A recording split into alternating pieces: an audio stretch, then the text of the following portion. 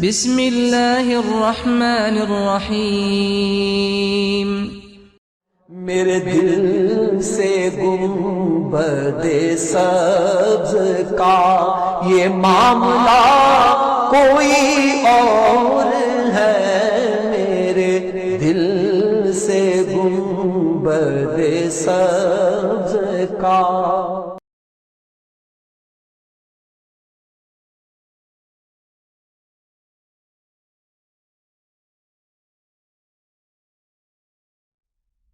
الحمد للہ وکفا وسلام علی عبادہ الذین اصطفى، اما بعد۔ ربیع الاول کا مہینہ تھا، پیر کا دن تھا، جب ہمارے پیارے نبی حضرت محمد مصطفیٰ صلی اللہ تعالی علیہ وآلہ وسلم اس دنیا میں تشریف لائے۔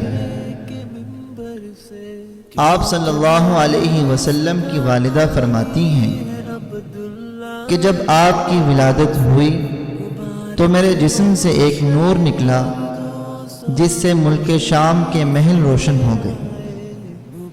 آپ صلی اللہ علیہ وسلم کے والد محترم آپ کی پیدائش سے پہلے ہی دنیا سے رخصت ہو چکے تھے، اس لیے آپ صلی اللہ علیہ وسلم کی والدہ نے آپ کے دادا جناب عبد المطلب کے پاس پوتے کی خوشخبری بھجوائی۔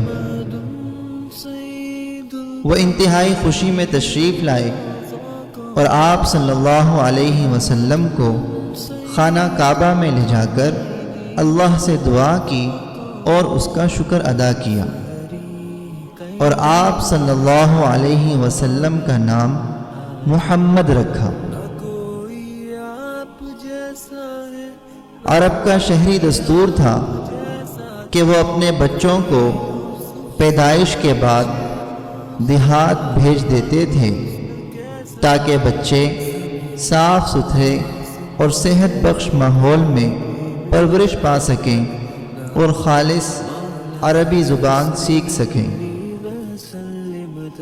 اسی رواج کے مطابق آپ کے دادا جناب عبد المطلب نے دودھ پلانے والی دایا تلاش کی اور نبی صلی اللہ علیہ وسلم کو حضرت حلیمہ رضی اللہ تعالی عنہا کے حوالے کیا۔ یہ قبیلہ بنو سعد کے خاتون تھیں، ان کے شوہر کا نام حارث تھا اور وہ بھی اسی قبیلے سے تعلق رکھتے تھے۔ حضرت حلیمہ رضی اللہ تعالی عنہا نے جب حضور صلی اللہ علیہ وسلم کو گود لیا، اس کے بعد انہوں نے برکت کے ایسے ایسے مناظر دیکھے کہ سراپا حیرت رہ گئے۔ حضرت حلیمہ رضی اللہ تعالی عنہا بیان کرتی ہیں کہ میں اپنے شوہر کے ساتھ اپنا ایک چھوٹا سا دودھ پیتا بچہ لے کر بنی سعد کی کچھ عورتوں کے قافلے میں اپنے شہر سے باہر دودھ پینے والے بچوں کی تلاش میں نکلی۔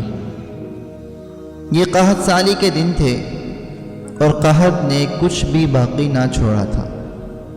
میں اپنی ایک سفید گدھی پر سوار تھی اور ہمارے پاس ایک اونٹنی بھی تھی، لیکن وہ بہت ہی کمزور تھی۔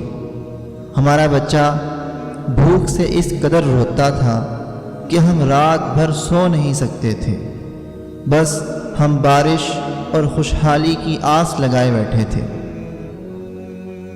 فرماتی ہیں کہ میں اپنی گدھی پر سوار ہو کر چلی تو وہ کمزوری اور دبلے پن کی وجہ سے اتنی سست رفتار تھی کہ پورا قافلہ تنگ آ گیا۔ خیر، ہم کسی نہ کسی طرح بچوں کی تلاش میں مکہ پہنچ گئے۔ جب میں مکہ پہنچی تو پتہ چلا کہ ایک بچہ ایسا ہے جسے ہر عورت پر پیش کیا گیا، مگر جب اسے بتایا جاتا کہ یہ یتیم ہے تو وہ لینے سے انکار کر دیتی، کیونکہ ہم بچے کے والد سے داد اور انعام کی امید رکھتے تھے۔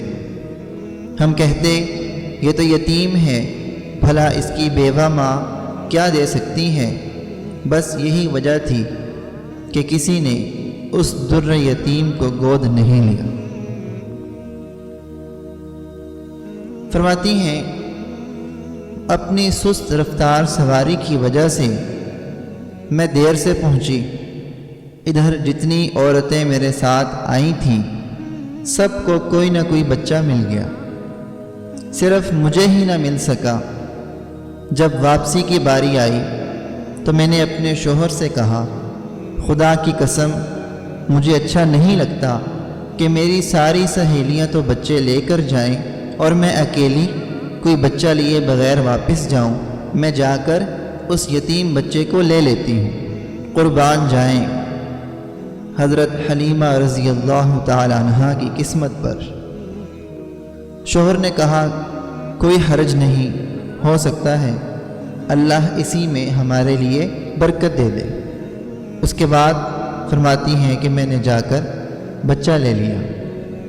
جب میں بچے کو لے کر اپنے پڑاؤ پر واپس آئی اور اسے اپنی آغوش میں رکھا تو وہ شکم سیر ہوا اور اس کے ساتھ اس کا بھائی بھی شکم سیر ہوا۔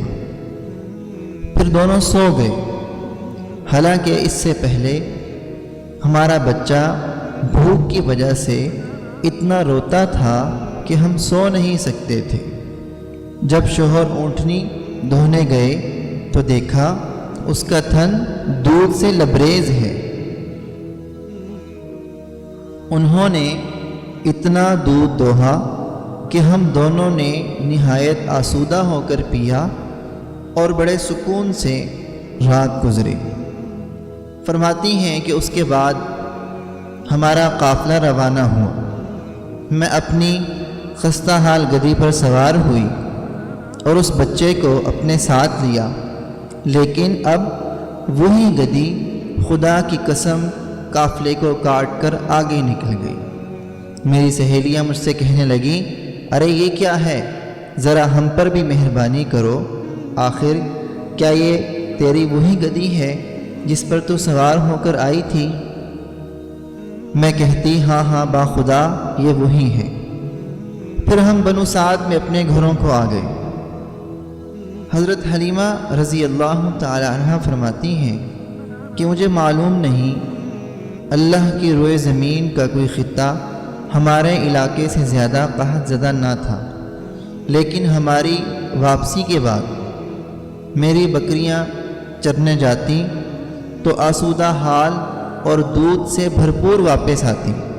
ہم دھوتے اور پیتے، جبکہ کسی اور انسان کو دودھ کا ایک قطرہ بھی نصیب نہ ہوتا۔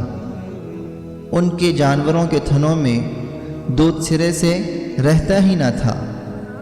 ہماری قوم کے شہری اپنے چرواہوں سے کہتے، جانور وہیں پر چرانے لے جایا کرو جہاں حلیمہ کا چرواہا جاتا ہے، لیکن تب بھی ان کی بکریاں بھوکی واپس آتی۔ وقت گزرتا رہا اور اسی طرح ہم اللہ کی طرف سے مسلسل اضافے اور خیر کا مشاہدہ کرتے رہے، یہاں تک کہ اس بچے کے 2 سال پورے ہو گئے اور میں نے دودھ چھڑا دیا۔